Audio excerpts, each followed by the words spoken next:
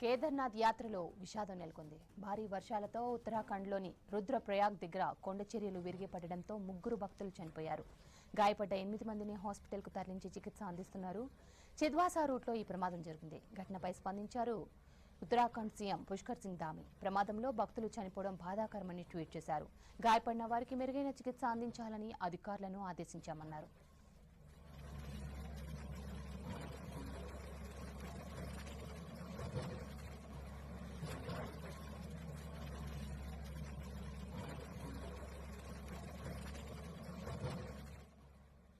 కేదార్నాథ్ యాత్రలో విషాదం నెలకొంది. భారీ వర్షాలతో ఉత్తరాఖండ్లోని రుద్రప్రయాగ్ దగ్గర కొండచర్యలు విరిగిపడడంతో 3 భక్తులు చనిపోయారు.